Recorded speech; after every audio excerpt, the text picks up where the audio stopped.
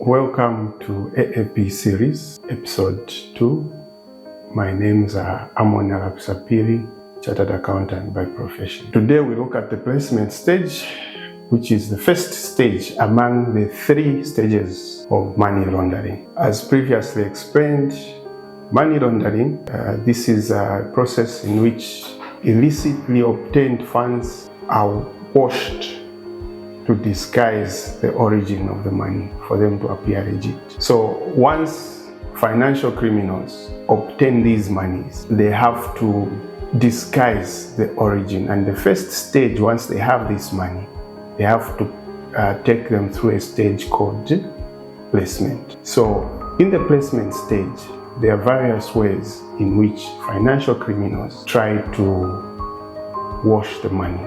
The most common ways, there are 6 of them, and the first being blending of funds. So once a criminal has these funds, which have an illicit source, they have unclean source, they will blend it with legitimate funds. So imagine a scenario where you have cash which you have withdrawn from a legitimate bank, then someone is holding fake notes.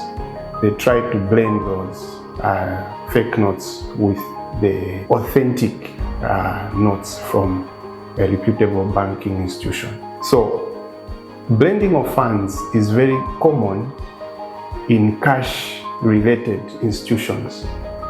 Institutions like car washes, fueling stations, and obviously churches. The next typical example where money can be washed in the placement stage is a scheme called invoice fraud. So invoice fraud, it's a typical case where these financial criminals would either under or over invoice for goods and services, and in certain instances they don't even deliver any services to their client, but later on claim for payment as a way of trying to clean the illicit funds they have. Another common practice is what is called smurfing. So what is involved with smurfing is these financial criminals, once they get hold of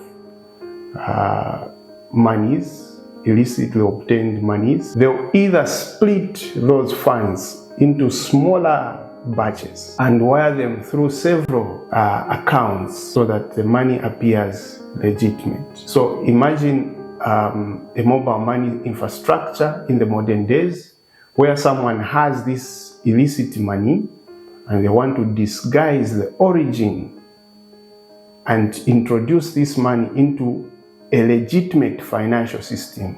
They would walk to a number of mobile money booths and deposit this money in smaller chunks. Then somehow, somewhere, they are able to clean the monies for them to appear legit.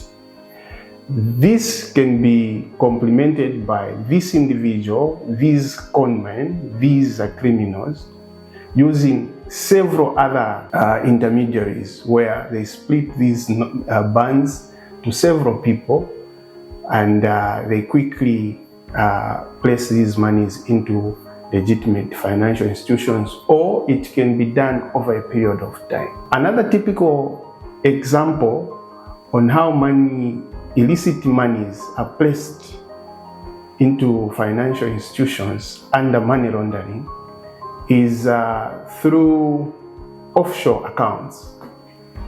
So the main purpose there is for these financial criminals to disguise origin and ownership of these monies, and to avoid interrogations from authorities, and also to evade taxes. So these monies would be placed into offshore accounts. Then at some point, these monies will be wired back to these monies will be reunited with these criminals through legitimate bank accounts. Another form in which illicit monies are placed into financial institutions is through small amounts which are transferred through the customs, beating the customs regulations. So you find that someone is traveling abroad, then they carry with them small bands of funds. And once they travel abroad, beating the customs regulations thresholds, they will introduce these monies in those foreign jurisdictions.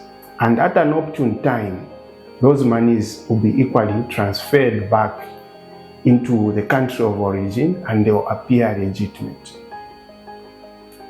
The last form, which we'll talk about today, how money is placed through the laundering schemes, is through aborted transactions. So this practice is very common with lawyers, where a financial criminal introduces this money to a lawyer with the hope that once the transaction is concluded, this lawyer will wire these transactions to the people this financial criminal purports you'll be trading with. So these could be transactions where this criminal wants to buy assets. This could be land purchase. This could be purchase of stock. You are dealing with a broker and this money is handed over to a broker. But all of a sudden, at some point, this criminal aborts the transaction. Then this lawyer transfers back the money to the criminal. That way, the money gets laundered. So these are some of the ways in which once the financial criminals obtains these illicitly obtained funds, they integrate them back into the financial systems for the money to appear legitimate. Thank you for watching this episode. In the next episode, we look at the second stage of money laundering, which is the layering stage. Thank you.